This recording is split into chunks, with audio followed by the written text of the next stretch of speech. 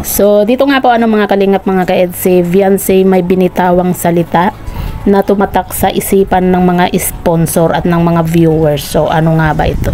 Yan po yung ating pag-uusapan po mamaya mga kalingap mga ka-EDSI. Pero bago po natin ipagpatuloy ang video ito, sa mga bago pa lang po sa ating munting channel, huwag po natin kalimutang suportahan ang ama ng Kalingap, Kuya Val Santos Matubang at Kalingap Rob.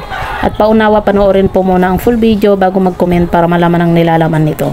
So dito nga po mga kalingap mga ka-EDSI, panoorin po muna natin yung maikling video clip kung saan may binitawang salita nga po itong si Viancy, na kung saan tumatak ito sa isipan nga po ng mga sponsor at ng mga viewers, kaya nangyari ito. So ito po mga kalingap mga ka-EDSI, panoorin po natin. Pero sa ginagawa mo, di ka naman nahihiya sa mga klase mo? Hindi ko naman po kinakaya ay pagiging nayara po. Ang mahalaga po na pagtulungan ko po ang pamilya ko. So yan po mga kalingap mga ka-EDSI, alam ko hindi lang po ako yung naantig nga po ang puso dito nga po sa mga binitawang salita nga po ni Viancy nga po Kaya naman po talagang kita nyo naman po ngayon, di ba? Dahil sa mga sinabi ni Viancy, talagang naantig din po ang puso po ng mga sponsor. Kaya ganun na lang po kung tulungan itong si Viancy nga po mga kalingap. At yung sinabi ni Viancy mga kalingap na kumaga hindi po niya ikinakahiya nga po na naging labandera po sila.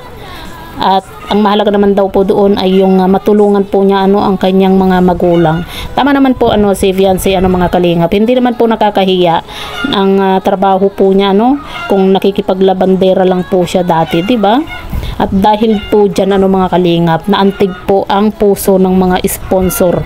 Kaya naman makikita po natin kung paano nila tinulungan itong si Viancy sa lahat po ng mga kahilingan po niya noon na magkaroon po ng sariling bahay. Yun bang simpleng bahay lang, pero ang ibinigay po sa kanya ay talagang grabe napakalaking bahay po mga kalingap. At malapit na pong matapos nga po mga kalingap yung isa pong pangarap nga po ni Viancy, diba?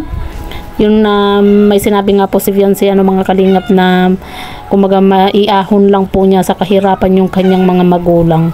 Ngayon natutupad na po yung mga pangarap niya na yun mga kalingap. Unti-unti na pong naiaahon ni Viancy nga po yung kanyang pamilya sa tulong po ng Team Kalingap at ng mga sponsor na nagmamahal nga po sa kanya. Alam niyo ba mga kalingap mga ka-EDSI, alam ko na marami na po yung nakapanood nga po dito sa video na ito, pero nung dumaan na naman po sa akin itong video na ito, grabe, naantig po talaga yung puso ko yung bang yung pakiramdam ko na parang may lungkot, na naaawa din po ako dito kay Viancy dahil nga po dito sa mga binitawan po niyang salita na talagang nakakaantig po talaga ng puso nga po grabe napakabait at napakagaling po talaga ni Lord nga po, kasi yung pangarap po ni Viancy noon na unti-unti na pong natutupad grabe mga kalingap. Talagang hindi po pinabayaan itong si Viancy, kasi nga po deserve naman po ni Viancy na matulungan. At kita naman po natin na